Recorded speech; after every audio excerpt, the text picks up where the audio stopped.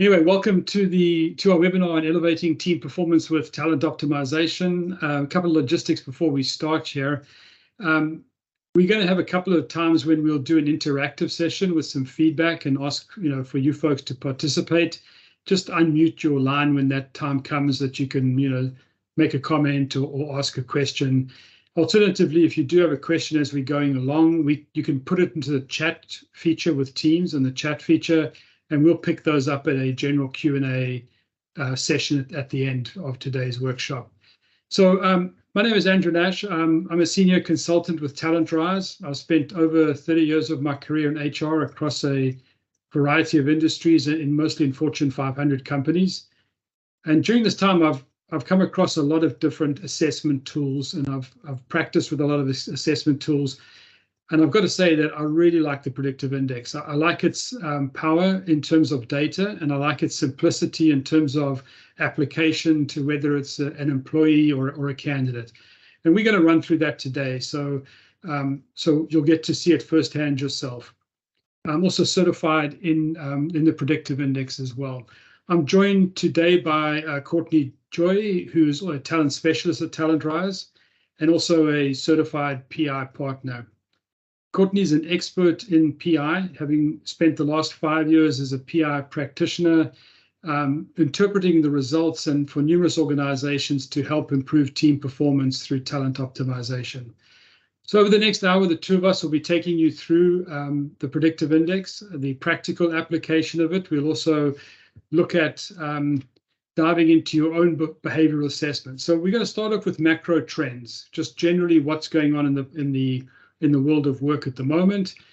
Then we're going to hone in on talent optimization. And what we're looking at here is really the talent life cycle. And then the piece where you'll look at your own behavioral assessment, and Courtney will take you through how to interpret your own personal assessment and the different factors relating to that assessment. Then we'll go through the power of Predictive Index across 4 of the key modules of the Predictive Index and just jump into each of those with some practical applications to the business world as well. And then, as I said, at the end, we'll have some time set aside for Q&A and any questions that you may have.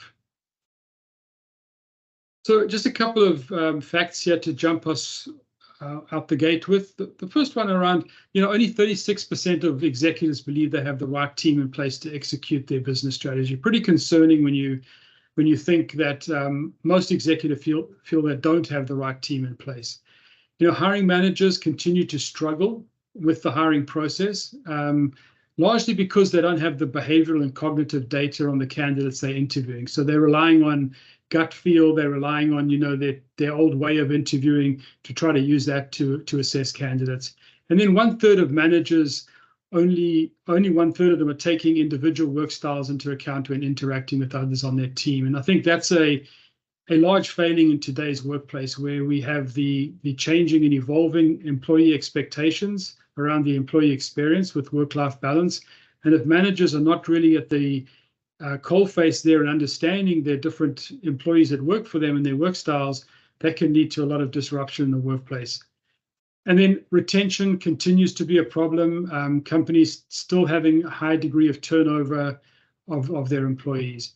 What we've done here is we've actually included a link to this full report from the Predictive Index, and that will be in the copy of this presentation that you receive at the end of today's session. Some other macro trends that are out there at the moment, and we're going to spend a couple of minutes and discuss these, how they're impacting you at the moment. The first one, the talent shortage. The talent shortage continues.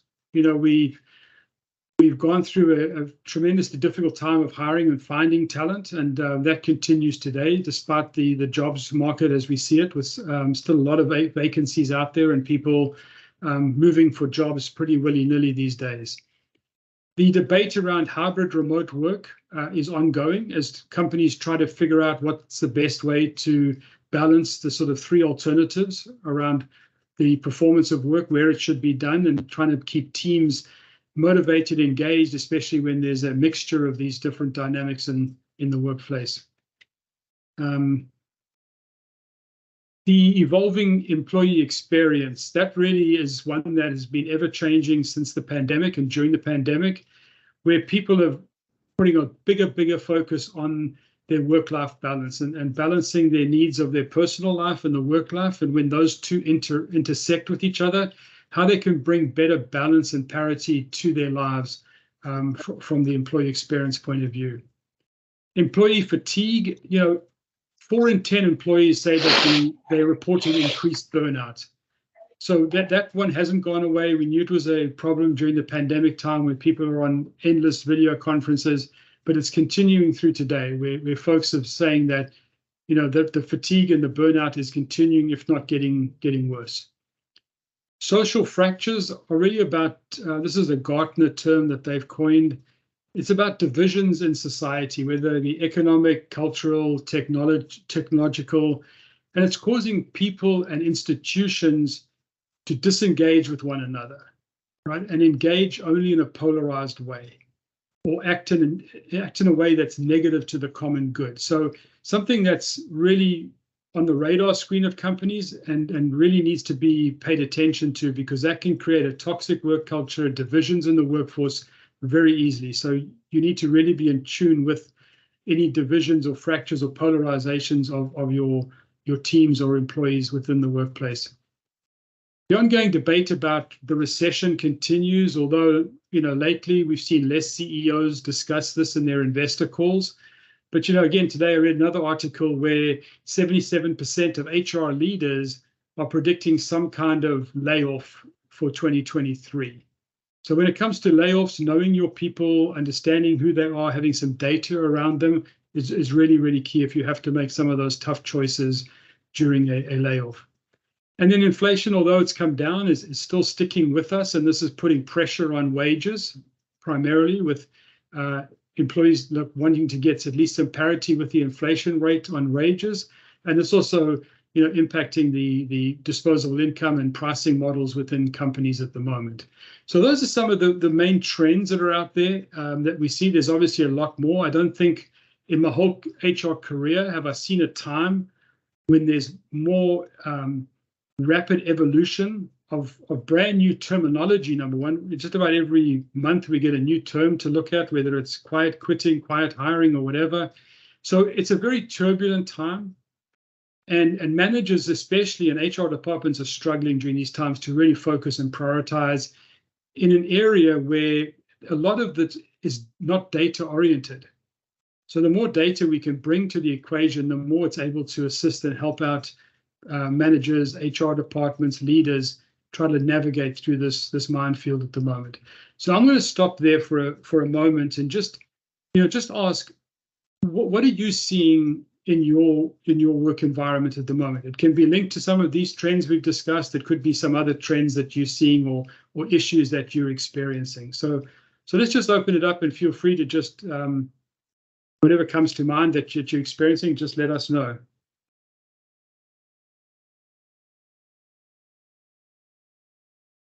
You may need to unmute your mic if it's muted.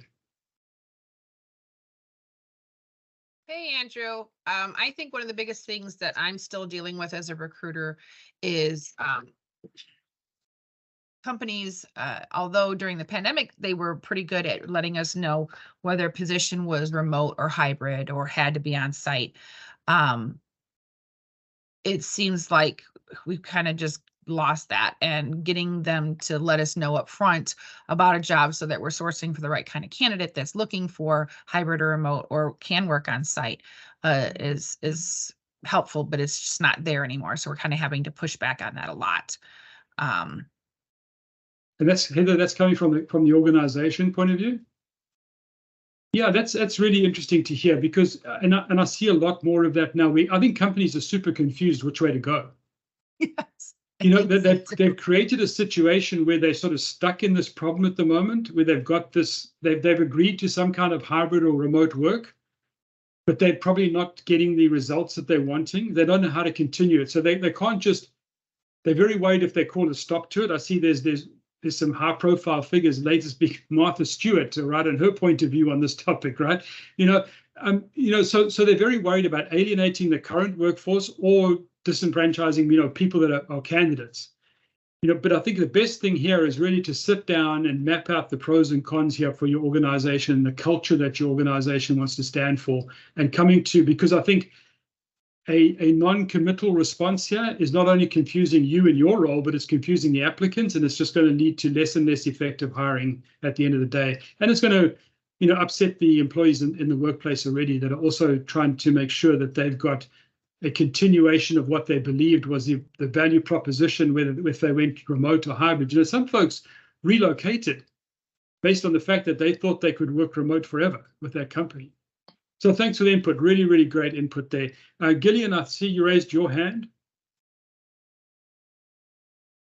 Yeah, thank you. Hello, everyone. This is Jillian, and I work for no worries. I work for an environmental nonprofit. As far as talent shortage, one of the things I'm really seeing is that it's very difficult to hire mid-level talent.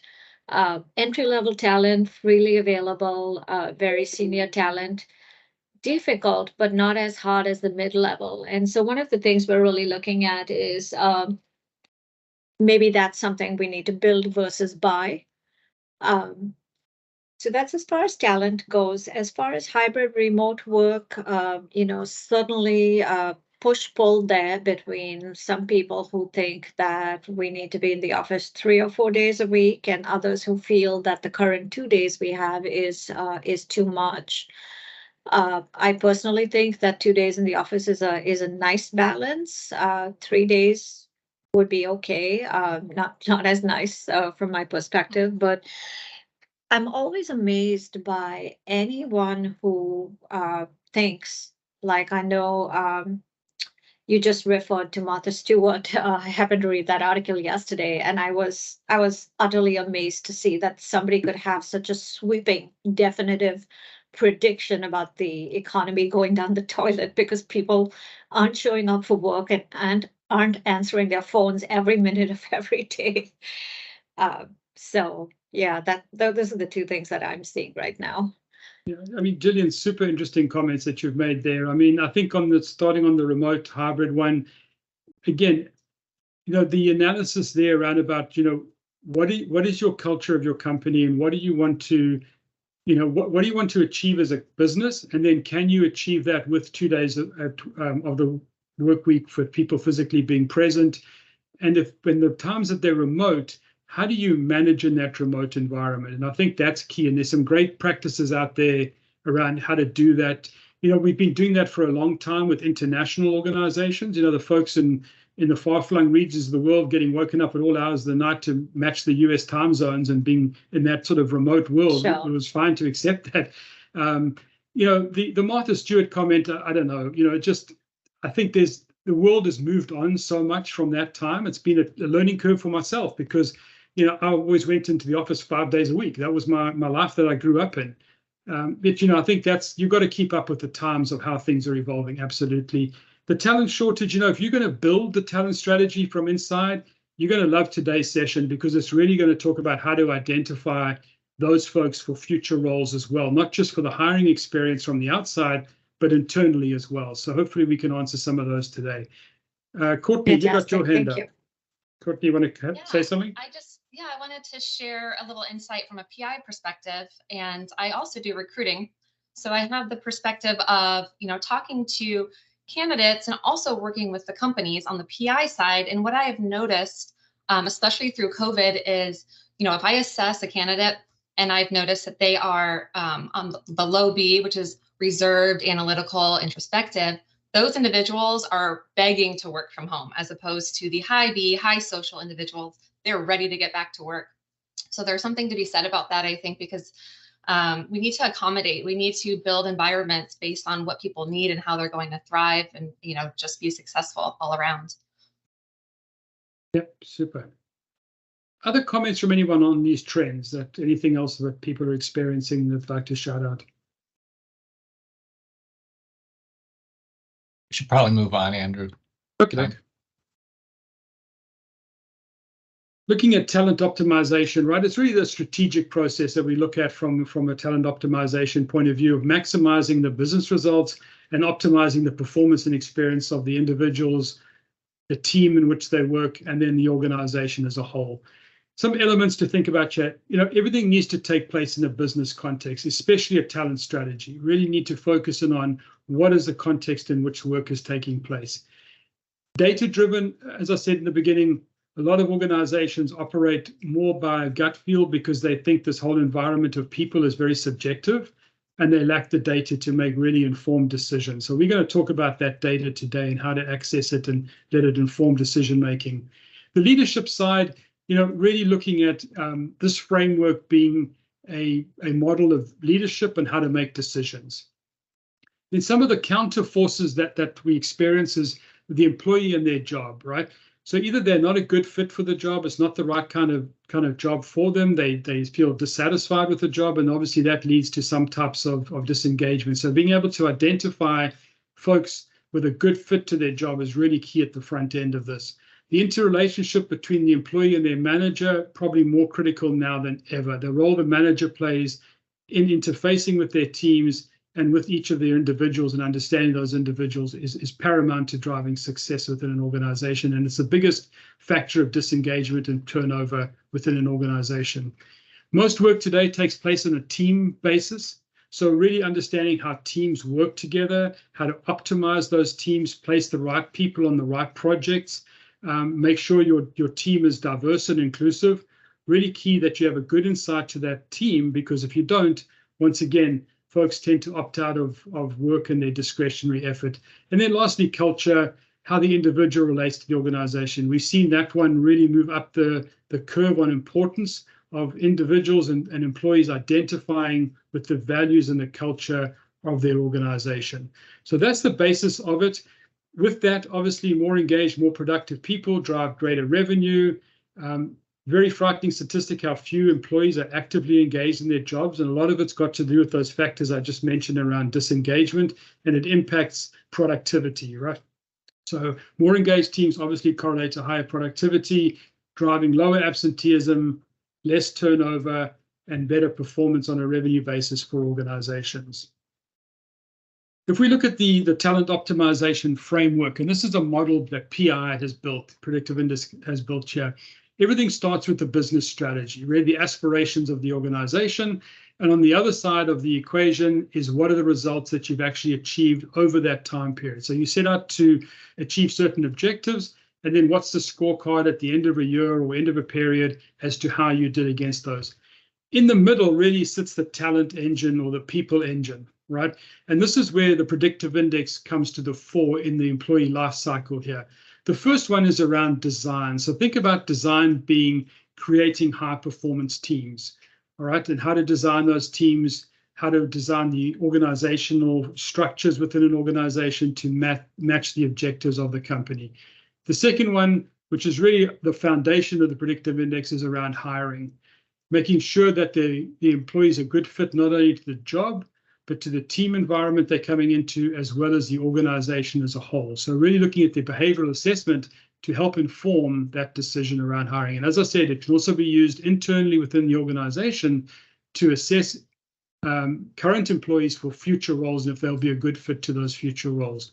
On the inspiring side, this is really getting a deeper insight into the individual and the teams in which they operate, and how to make sure that the managers understanding the development needs and doubling down on the strengths of the employees and their teams through the Inspire side. And then the fourth module is Diagnose, which is really the measurement side of things, to say, hey, if we're doing all these things right, are they resonating? Are they working for us? So the easiest form of this one is the engagement survey. And the Predictive Index has an engagement survey tool that is built into the same platform. So you've got all your data housed in one place and getting the insights back on the survey. Some of the questions you could take away today and ask within your organization around these would be, the first one around strategy: what must we get right this year? What are the imperatives that we have to achieve? On the other side of the equation is, where are our people practices holding us back from achieving what we set out on the strategic side? And if we just go through the four elements here and that, the first one is on design. Maybe we've got competing goals. There's not good alignment of the teams to the mission and goals of the company. They've got competing goals, people operating in silos. We want to be able to figure out where that is. On the hiring side, are we hiring for the future? Are we really building people into the organization that have the ability to succeed into larger and broader roles? On the inspire side, do we have enough leadership capacity? I think today we had a leadership crisis in organizations. Leaders have never been under so much pressure and feeling so overwhelmed with what they've got to do. So, and look into the capacity of leaders and how to give them greater capacity, really, really key. And then the measurement side, what are our hotspots? What are the areas that we need to pay attention to from an engagement survey and the like to inform us of those? So that's a basic breakdown of the structure of what we're going to go through in the bigger picture. And now I'm going to hand it over to Courtney to take us through understanding of your behavioral assessment and how the behavioral assessment process works. So Courtney. Thank you. And Gillian, I will circle back on your question at the end of this segment. Okay, so just a few fun facts from a validity standpoint with Predictive Index. It is backed by 65 years. Actually, it goes back over 65 years. More than 350 validity studies have been completed, 42 million assessments have been given, and there's over 10,000 companies across 172 countries. So to say it's widely used is probably an understatement. So PI is made up of 4 modules. The hire module is all about hiring top talent, has all the tools necessary for that. And the Predictive Index behavioral assessment, the one that everyone here took, kind of lives in that module.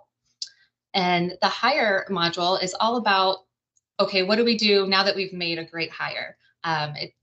These are all the tools for management to inspire, to coach, to motivate, to train, to onboard. All those tools live in Inspire. And design is all about teams, team discovery, building strategies with your team, coming up with goals, just really understanding your team. And Diagnose is essentially an employee engagement survey. And a lot of companies already have a platform similar to that. So it's really geared towards companies that don't, and they maybe want to incorporate that into their PI annual software. So next slide. So when we're making a hiring decision, it really needs to be about more than what's in the briefcase. We know what's on the resume, we know what their skills are, we know what they're capable of, where they've been, and where they're going to go. We also need to take a look at what's in their heart. What are their values? Where does their integrity lie? What are your company's values? Is there alignment there? We know the hiring managers really dive deep into that, but we also need to take a look into what are their natural drivers? What motivates them? What makes them tick? What are their strengths from that perspective? So we really need to tie in all of these components to ensure that we're evaluating the whole person and we're placing someone in the right seat that's going to, work long term for us. We want the whole person to show up at work. Next slide. So after you complete the assessment, your results are categorized into these 4 neighborhoods that you see: social, stabilizing, analytical, and persistent.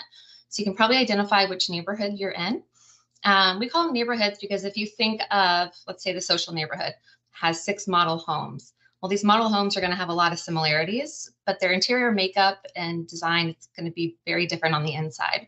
And in the context of individuals, we're likely to connect quicker with people in our neighborhood because we have so many similarities. So we're going to be quick to connect. And it might take us a little longer to understand other individuals that we're very different from that might be in a different neighborhood. So it's all about self-awareness. PI also has a cognitive assessment. And we're not going to dive into that today. Just wanted to let you know there is a second assessment, and I'm happy to explore that with anyone that's interested at another time. Okay, so if you don't have your results in front of you right now, go ahead and grab them. And I just want you to focus on the first graph there. It's called the self. This is the one that reflects your icon. So that's the persuader you see there. So for these next few slides here, just focus on that self. So your behavioral assessment is then broken down into 4 traits. The A trait is for dominance, and that is the drive to have influence over other people or events. So in essence, if your A is placed to the right of the midpoint, the center line, that would be a high A. So you'd have a high desire to have influence and have control over people in events. And then to the left would be a low A. Those individuals are more collaborative. They take more of a supportive, harmony-seeking, accommodating type of approach. Our B drive is for extroversion. So a high B is going to be highly social. It's the drive for social interaction. So high Bs like that social interaction, and low Bs are more reserved, more introspective. Low Bs like to think things through. High Bs like to talk things through. One main difference there. Our C drive is for patience. It's the drive for consistency and stability. So high Cs have a higher drive for that, steadier environments, more patience. Low Cs to the left would be more fast-paced, driving, restless, intense. And our D drive is formality, which is the drive to kind of adhere to rules and structure. So high Ds is going to be highly detailed and precise, and low Ds, less of that and more flexible, informal, and casual. And the further away you get from the midpoint in either direction, as you can see at the bottom, it says moderate, very extreme. So think of it as turning a volume dial up. It's going to become louder and more apparent. So if you're way over to the right in that third sigma there, you would be extremely of that trait. And from a motivating needs perspective, I'll give you a moment to kind of cross-reference where your ABCD falls, if it's high or low, and you can kind of see what your motivating needs are. And this is really great, you know, if an organization has surveyed their entire team, they can use this as a guide as well to see what their, you know, employees' motivating needs are. And we're going to send everyone these slides too, so you can come back to that as well. Okay, so back to this report here. So the self graph, as I mentioned, that is your main one. That is who you are. That's, we kind of call it the DNA. It's your basic motivations and needs, and this one does not change. The self concept is how we think we need to adapt in response to our current environments. So if you remember the question on the assessment, how do others expect you to behave in the workplace? And the reason we want to know what this is for when we're assessing candidates. We want to see where they're currently at and how they're performing in their current workplace, and if there's misalignment. If there's misalignment, that could be an indicator of maybe why they're even in the job market to begin with. It could tell us that they're having to stretch themselves outside of their natural self, their natural DNA pattern, to be something that they're not really wired to be. And that could be definitely causing some stress or burnout. And so we want to address that in our interview and just ensure that we're placing them in a right spot that's going to be good for them as well. And the synthesis is a combination of the two. We kind of call this the day one. It's what you can expect on day one when you make a new hire, and essentially through onboarding until they're up to speed, then we'll see their self pattern kind of shine through. And the E that you see down there at the bottom, that's the preference to be logical rather than intuitive when you're making a decision. So if you are a low E to the left of the midpoint, like the E here, these are individuals that prefer to make decisions more gut instinct, what might feel right in the moment. And high E's make their decisions based on logic and what makes the most sense to them. On your page 2 of your report, you probably have, hopefully you've had a chance to read through this, but it's your strongest behaviors, management style, and influencing style. And this is great insight to have, especially if you're considering someone for a position. Good. Okay. So I want to address, we have one question here, and then we'll open it up to see if anyone else has questions on the self and self concept. So Gillian asked, I'm curious whether the high, I think B, individuals are confined to certain generation. I don't think that's necessarily the case. However, I have noticed the generations that have started their career off just before COVID or during COVID have a higher expectation for accommodation and that flexibility. I have seen that a greater need for that. And please let me know if I didn't answer your question. Thanks, Courtney. So, so when you say accommodation, you mean to work remotely or what? Yeah, just more flexibility, more accommodation to what they might want. Companies are getting really competitive with what they're offering to keep people on. Since COVID, it's gotten really aggressive with that. And I think the newer generations that are coming in, it's kind of an expectation right out of the gate. People that have been more seasoned and around for a while with the company, they seem to be a little bit more flexible because they've been used to the way things have been for a while. Right. Thank you. All right. Does anyone have questions on the self and self-concept graphs? Carl, I agree with most of the narrative in my report, but some of the wording I disagree with. Yes, a lot of this is generated. It's PI jargon, so don't get too caught up on any, couple words here and there. It does, generate these reports, and they can be very wordy, but I would just focus on kind of the broader scope of it.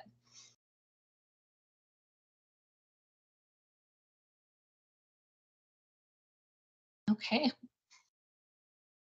All right, let's continue. If you have any more questions, obviously put them in chat, or we've got a session at the end for some questions as well, as you've reflected a bit on your report. We're going to now look at unpacking those 4 elements or 4 modules that I spoke about in the beginning under the sort of center circle there of the Predictive Index platform. The first one is around design, right? So when we talk about design, it's really talking about the team and understanding the team's strengths and gaps that the team may have related to performance.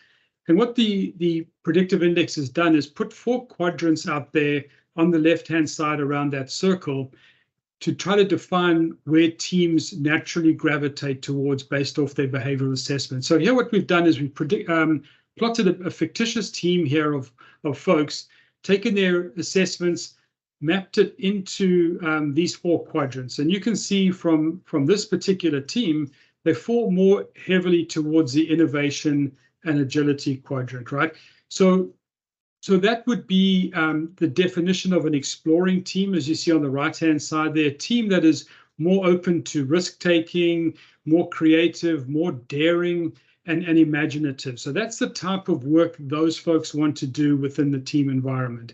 The tool also produces the strengths that this team would have, right? And you can see there a couple of the strengths that are listed. And secondly, any caution areas that this team may have, right? So things to watch out for. So if you're the leader of the team, you want to be able to be attuned to, where can you double down on some of the strengths, and then where do you have to watch out for that, is the team moving too fast, right? There's no counterbalance in this team really that is focusing on the dotting of the I's or crossing of the T's that you may find in the process and precision quadrant.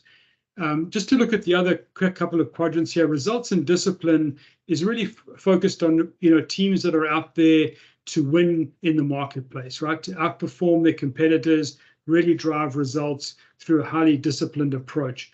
On the teamwork and experience side, this is really about engagement, the experience within the workplace, and teams focused in around the collaboration and the collaborative nature of work. So it's very, very powerful here that you'd be able to take the behavioral assessment results and now apply it to a full team. You could apply it to a larger group within the organization, like a department or a function, and to see where the team lies in these 4 quadrants. And then it also will give you some tools to use to how you can optimize the team's performance against that. What we want to do next is we want to say, how is this team going to stack up against the work to be done? So from a strategic action planning point of view, we need to know, you remember that model where I said, nothing should take place outside of the business context. We now need to bring the business context into these quadrants and see what that looks like from a strategic point of view. So for example, in the innovation and agility quadrant, what you would tend to find there is organizations that have products and services that are unique to the market, right? They're bringing out some cutting edge technology, cutting edge ideas, on that innovation side. In the results and discipline quadrant, you'd be looking at organizations that have high market penetration, all right, and high degrees of market share, right? That's what you would find in that quadrant. On the process and precision side, this is really about coaxing high performance out of existing offerings. So think of regulated industries where they have existing offerings in place, and how do they maximize and double down on those offerings? And also, in this quadrant, you'd find customers with a high degree of loyalty, so organizations that are able to bring that brand loyalty to the party. On teamwork and experience, this is high engagement and positive climate within an organization would be that top one. So in this example, this hypothetical example, we've mapped out some team priorities here just to show you how this works in the system.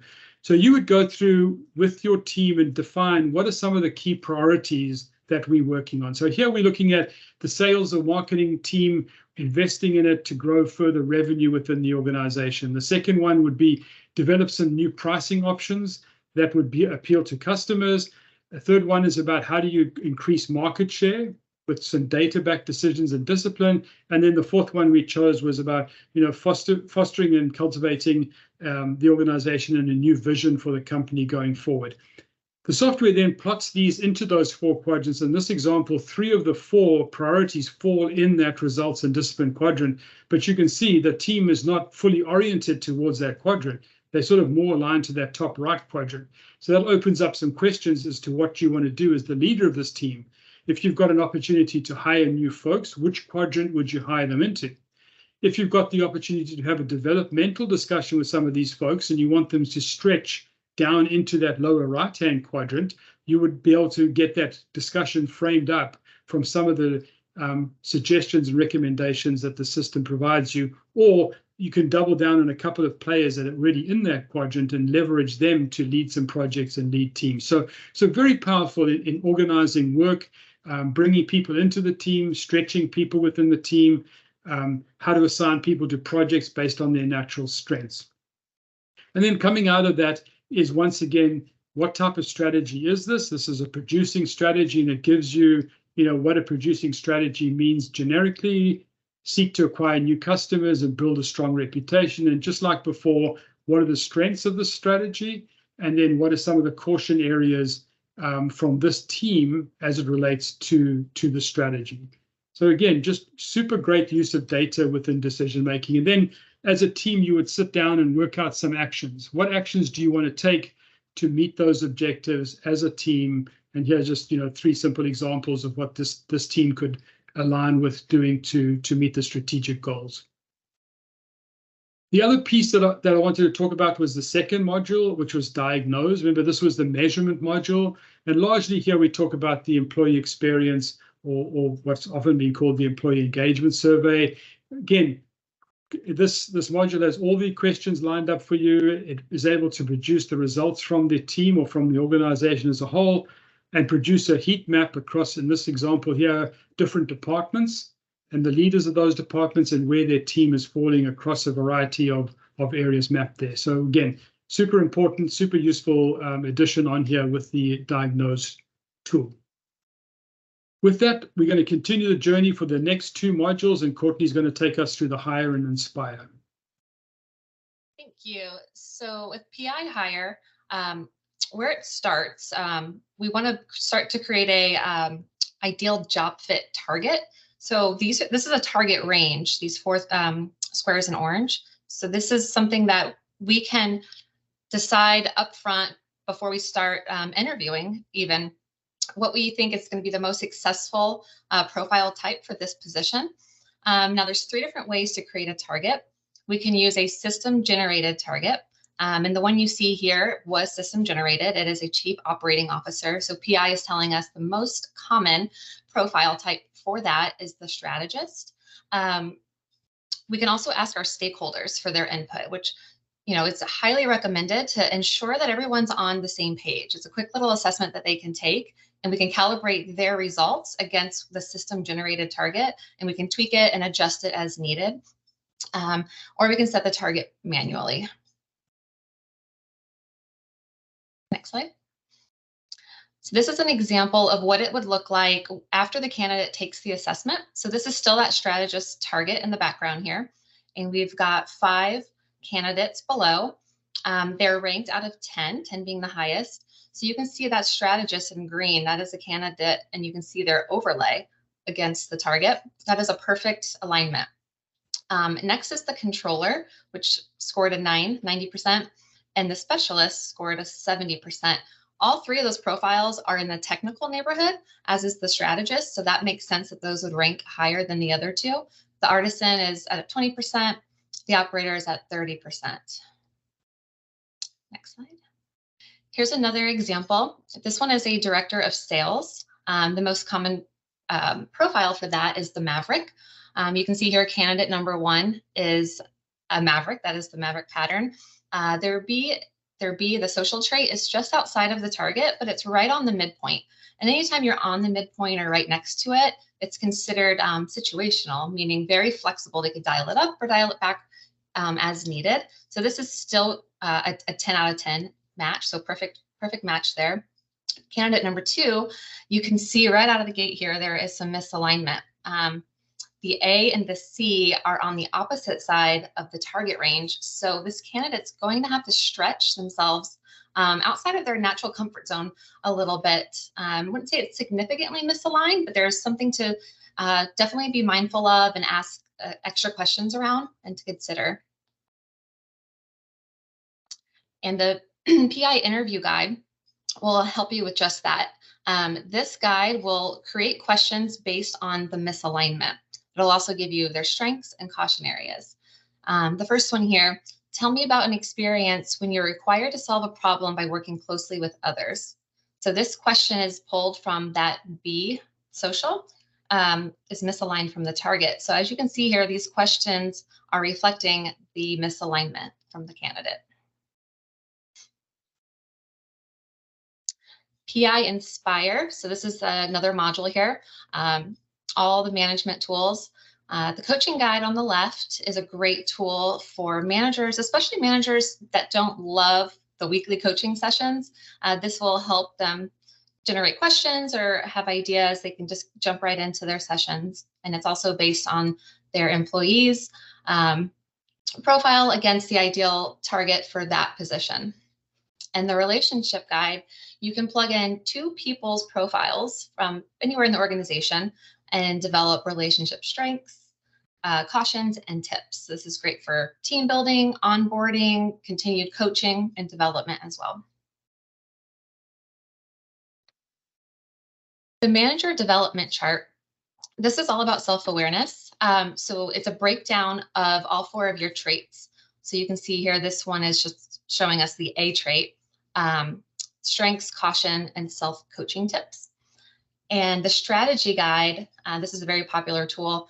This we use for, it's kind of like a checklist. So we want to make sure that we are coaching and motivating others based on how they need to be, need to be managed. In PI, we call it the platinum rule. Treat others how they need to be treated. So that's what this report is all about. Next slide. Okay. So does anyone have any questions? I'll open this back up to Andrew too. We want to hear from you all if you have any questions on any of the modules.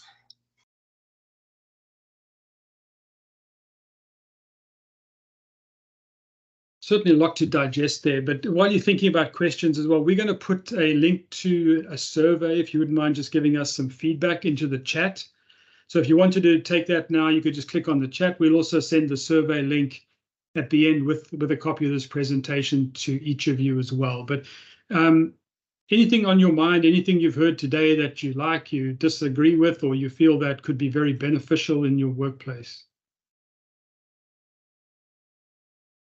So I definitely have taken the test, obviously, and I want to reach out to my team members and have them take it. I think some of them have, because we all kind of did this at ACARA last summer, but there are some new members on the team, because I'd love to see better ways for us to work together as a team. And I really liked the team design and being able to take that and, especially if there's a specific project that we're working on, that we can use this PI team design to help us, plot out what we're going to be working on and who's best to work on what, so to speak. Yeah, I mean, super useful for that. I mean, this is the kind of data that I would love to have had earlier in my career, right, with managing teams, especially as a new manager or new leader. Just having this insight into people is fantastic, right? It's really something that is a hidden gem here in this tool, right? That managers struggle so much with those designs of work and how to optimize the people they have working for them. So absolutely, anything we can do to help you with that, certainly, keen to do that with you. Thank you. Hey, Andrew, how would this apply in an annual strategic planning for an offsite, a leadership offsite? It seems like that team design and setting priorities and strategic action planning could be very valuable. Yeah, I mean, I think that, Carl, I think a lot of organizations talk about a strategic plan and they don't necessarily have a very good one, first of all. So I think, having help with setting a good strategic plan, it doesn't have to be complicated as an organization, but as you said, an offsite, getting the team together, working out what aspirationally do they want to achieve. And that really becomes the bellwether for everything that follows underneath that. And that strategic plan needs to be a living document.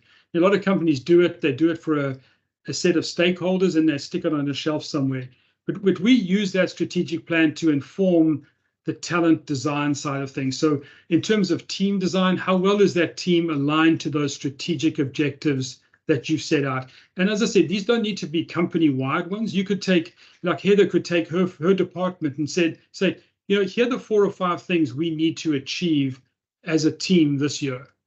And that then sets off in motion, how does the team look against that? How do we set up objectives to be aligned to that? Are we structured in the right way? And just a host of questions around how to make sure that you get the results that you've committed to at the end of the day. So when it comes to year end and you have to do the appraisals and the reviews and everything, and you have to have your scorecard of how you've done, it's not a big gap and a surprise that you've missed. You're monitoring it, you're tweaking it along the way, and really the people engine is how you get there. That is the bottom line. It comes down to the people you've got working for you, the force multiplier of good hires, being really game changers in my world of work, hiring the right people, and they just become astronomically compounding effect on the results that you can achieve through good hires versus what you get from a mishire or an ill-informed hire. So hopefully, Carl, that covers what you were looking for on the strategic side there, but super important to do that with a team or with an organization. Absolutely. Can you speak to the validity of this again? I know you mentioned it briefly that it's valid. So when you talk about valid, is it valid globally? Can we use this in other countries? Is it in other languages? Yeah, Courtney, you want to take that one? Yeah, I don't have the number on the top of my head of how many languages, but it is in like every language you could think of. And it is used globally, yes. Yeah, and the validation is those validating numbers that Courtney showed there are on the global population. So the validity around it is super high because it's been around a long time. It's a robust model. It's the only model that's validated for the hiring piece of the life cycle, which differentiates it from a number of other products out there that you folks have probably experienced in your world of work. So again, just a super useful tool here to have within the organization. Right. And that's so important these days. I mean, I don't know anybody in our industry that doesn't work internationally. So to have it in other languages is so key and essential. I mean, our clients are international, we're supporting. Mm-hmm. Yeah, and I think it's 60 or 70 languages that it's available in. It's unbelievable. So, that's something a lot of software products used to struggle with, because it's the first question an international organization asks is, can my folks take this in their native language? Because it loses a lot of validity when you have someone take it as English as their second language in understanding some of the terms and concepts that they're using on that assessment. So straight away, it puts some question marks on validity if it's not in the right languages.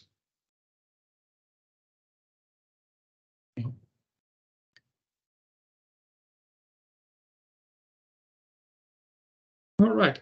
Obviously, feel free to reach out to us afterwards if you have more questions that you'd like to ask, any comments that you have. We'll be following up with you. As I said, you'll get a copy of the presentation. You'll get a copy of the survey link. Please give us some feedback on what you thought of today's session. We always use that to improve our sessions with. And hopefully you found this informative today and really enjoy the rest of your work week. Thank you for being with us today. And thanks, Courtney, for co-presenting with me. Thank you. And I just saw the survey in chat. So yes, you could take it there right now if you'd like to. Okay. And if anyone is interested in, kind of a deep dive into your self pattern and understanding that on a deeper level, please feel free to reach out to me. We can spend a little time on that. Absolutely. Thank you so much. thank you. Thanks, everyone. Thank you all.